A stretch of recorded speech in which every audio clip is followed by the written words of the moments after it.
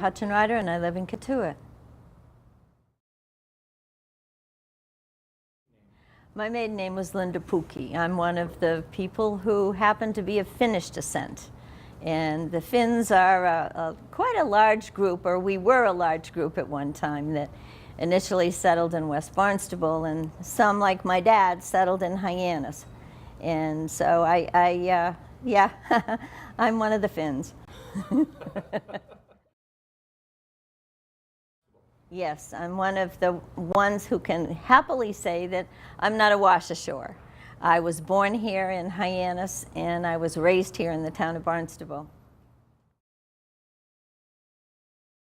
It was the 50s and the 60s that I grew up, and it was wonderful. I'm now planning with a team of other people for our 50th class reunion from Barnstable High School. And I think if you asked any of my classmates, they would say that it was a wonderful time. It was a gentler time than it is now.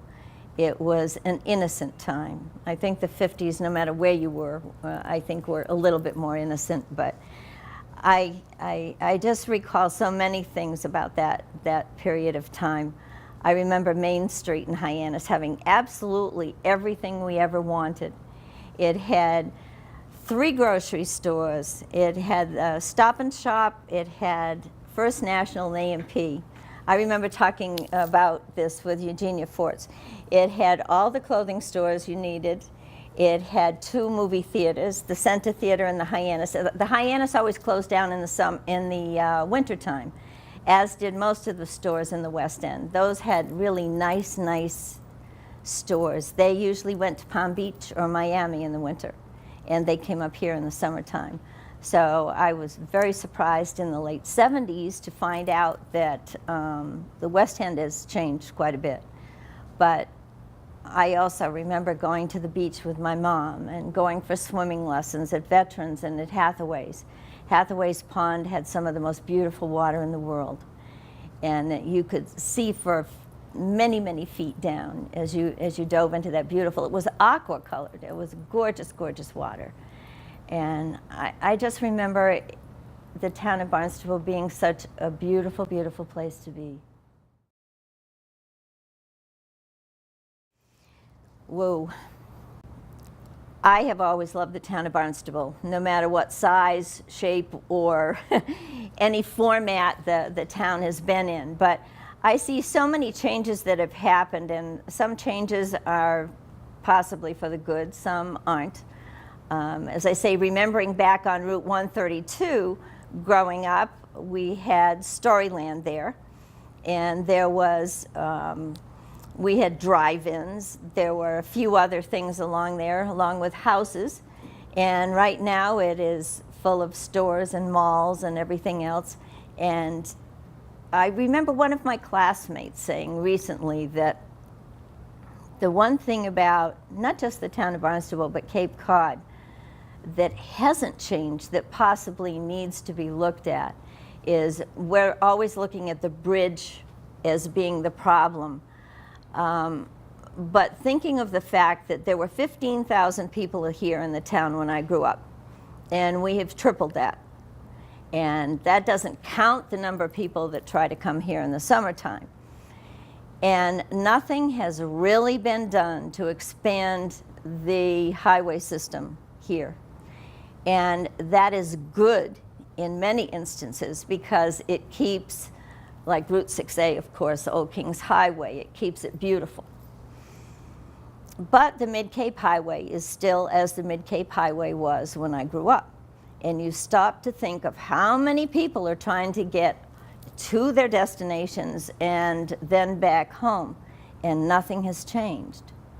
So when we complain of the traffic, which is to me a huge thing in the summertime, and I avoid going out on weekends, and I don't do a lot of things because I don't want to deal with all the traffic, I think that's one of our big problems. I had moved off of the Cape for a while when I was raising my children, and for a short period of time I'd been a town clerk. I'd also been a legal secretary, I'd been a newspaper reporter, writer. I'd been a number of other things. I wore various hats of various, sizes and shapes. I happened to be in the town clerk's office at the time there was a vacancy. And at that time, nobody else wanted the job. And since we also wanted to have somebody from within the office, those of us who were there, they kind of looked at me, and I was really excited about running. And because for me, this was the town I was born in, and I couldn't think of anything that excited me more. And I was so proud. I can say that having that position for 20 years was one of the best things that ever happened to me. I don't know whether it's gone from the sublime to the ridiculous, but it's aiming down that pathway. And it has nothing to do with us, but everything to do with the laws and rules. I think we started out, when I was here initially as a person, we had paper ballots, and then we went to the magical hanging chad system. And Frank Fitzpatrick, who lived here in the town of Barnstable, often said, "You never should have given up that system." And I said, "I had to. They were going to outlaw it," and they did. And then we have now turned into a scanning system, and that is good. That's a very good system. But what has happened now is we've grown from, I think we had 7 precincts at one time that more or less followed the villages, and we're now up to 13, and it's on the brink of either staying just about the same, depending upon the population, or growing 1 or 2. But what is going to happen shortly is there is going to be the ability for people to vote at will with early voting, and that will be a nightmare for us, because there are a lot of people who are going to want to at-will it instead of waiting for the day and going to the polls. So we're going to have to think of, not we, but the clerk's office will have to think of a good way to accommodate all of the voters in a very organized manner in order for us to go forward. It's going to be a challenge. We keep everything. And we keep things that people don't want to keep. And I look at that part of my being a town clerk as a very positive part, because my mother, having been a curator of the Centerville Historical Society for many, many years, instilled in me a value of the history of anything that you deal with. And the history of this town, to me, is just the most valuable thing. And we have the books going back to the original organization of this town. And so your volume 1 starts with the acquisition of all of the lands that the individuals who had settled here went through to gather the land from the Indians. Now, whether you agree or disagree with that statement, it happened. And I have often printed out the various sections for people who live in different villages. And taking Cotuit, we acquired a large majority of the land of Cotuit for a kettle and a hoe.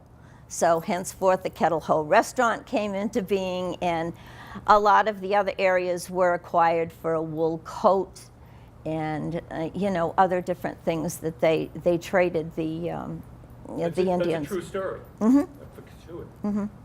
A lot of people don't believe that. Well, it's written. It is written. And the thing that I did is, when I came here, I noticed one thing, that the office was behind in binding. They had not done anything as far as deacidification, which is so important to ancient records. They had not rebound records that needed to be rebound, because many times after using them. So the first people that I hit up was the Barnstable Historic Commission, and they more or less started me on my way. And I'm thankful to them for this day for giving me a grant that allowed me to basically deacidify and rebind the first books that we had done. And that started us. And we have since got quite a bit of money from the Land Preservation Commission, and they helped us get the Laserfiche program. So we not only have preserved the books, but we have Laserfiched them so that you can actually read them off of the computer and print pages so that the books can be protected even longer.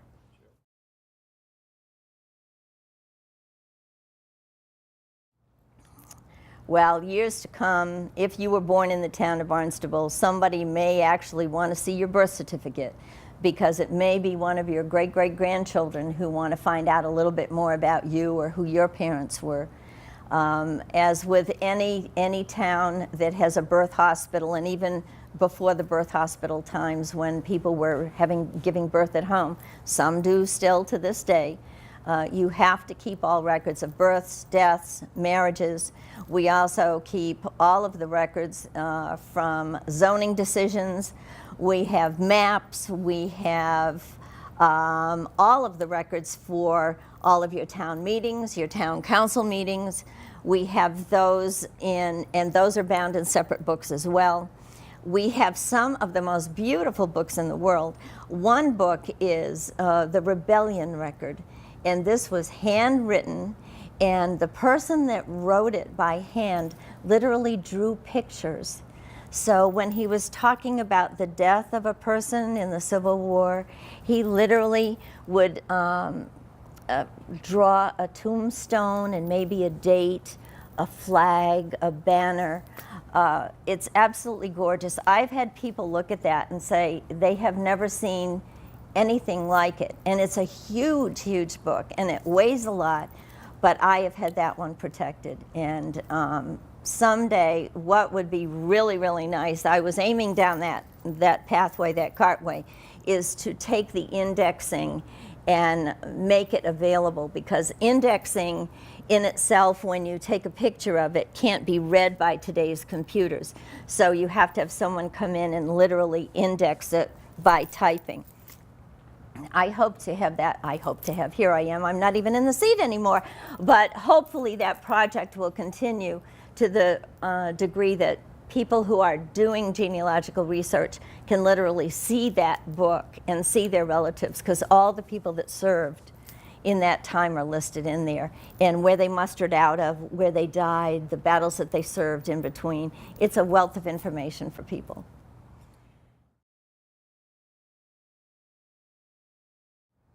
I feel it is.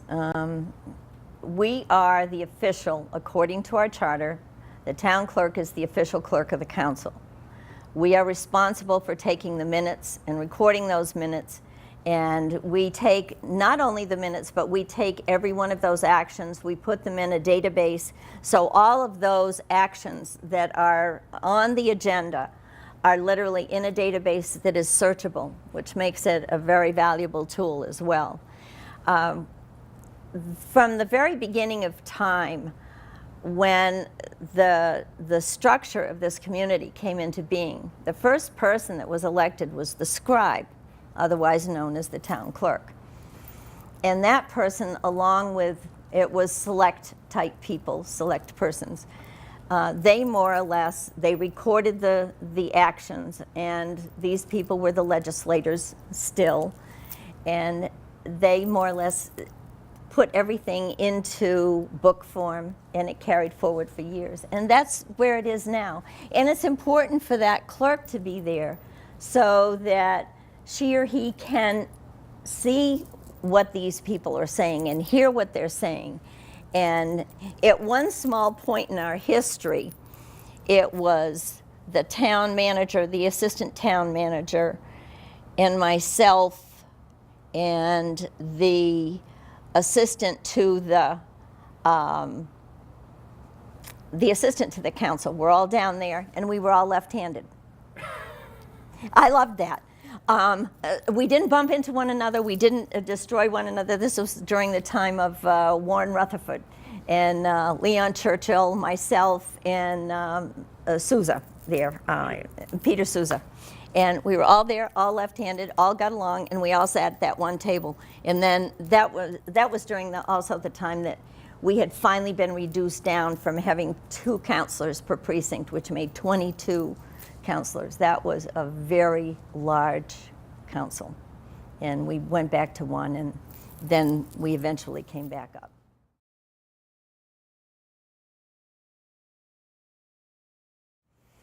Well, in high school, I worked in W.T. Grants. That was my first job. I was a cashier, and I did a lot of other things. That was a summer job.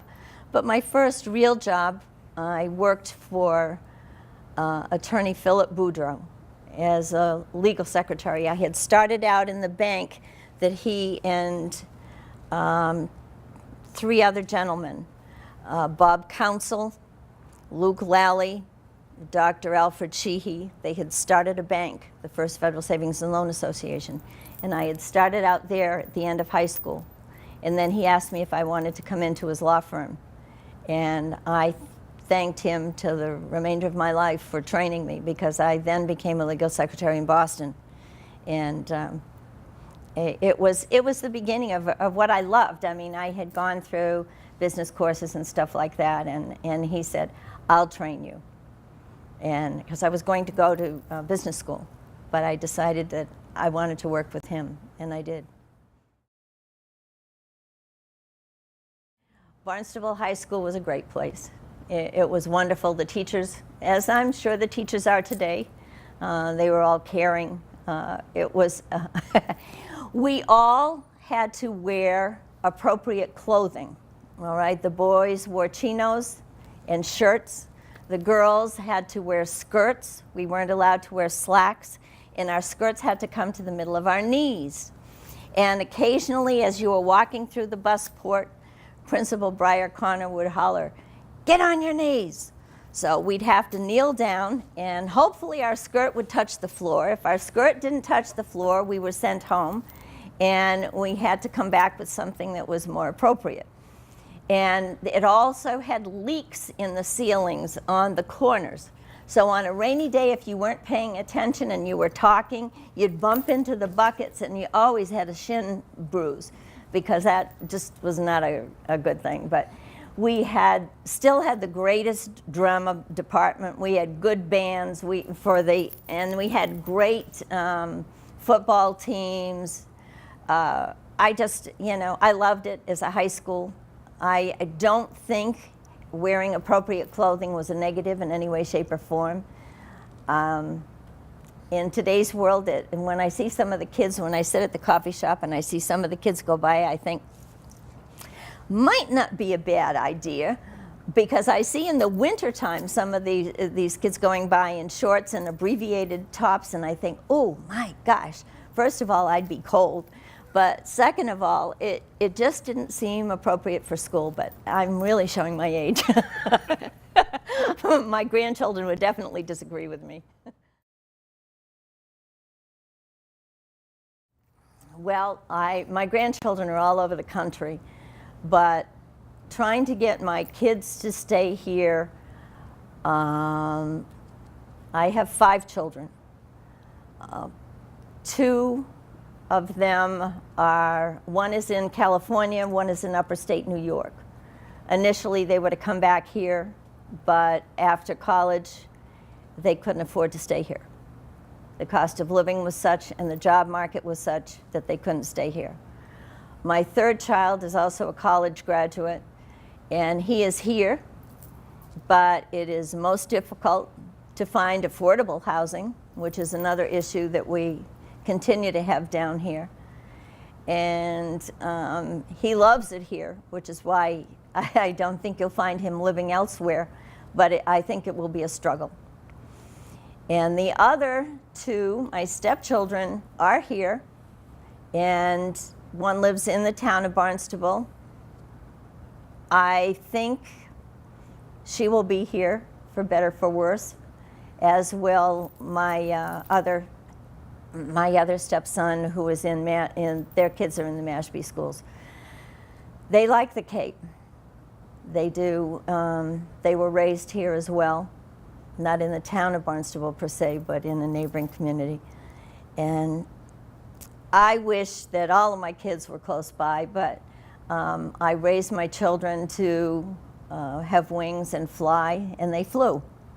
Some flew further than than I would have liked, but it gives me the opportunity to go visit too.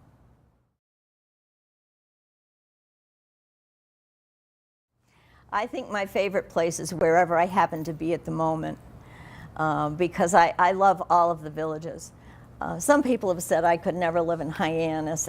I don't agree with that at all. I could definitely live in Hyannis, not just because I have fond memories of it from years gone by, but because it has its own unique flavor. You know, it is, or was, and still is the hub of the town as far as the business area goes, but it also has some beautiful parts of it, and there's some great little communities within within Hyannis. All of the villages are great. You know, I grew up in Centerville, which was right on the border of Hyannis, and I've always loved that village. I've spent probably more of my life in Centerville than any other part, so that's always close to my heart. Nope, I won't pick one. I have to say that no matter where I am is where I want to be when it comes to the town of Barnstable. I loved her. I loved her because she had the ability to challenge whoever it was that was before her. And she didn't challenge them, I felt, in a negative manner. I felt she gave them the opportunity to think, you know, think about what she was saying and really come forward and be a better person because of it. I loved when, I think it was Tommy Holmes brought that rocking chair in, and, you know, she had that special place where she could now come and sit comfortably for the remainder of her years in our council meetings, and that meant a lot to her, and it was a great gesture on his part, and it now sits, I believe, in the museum on North Street. Great place for it. Linda Hutchenrider, Katuitt, Massachusetts, but I'm from the town of Barnstable.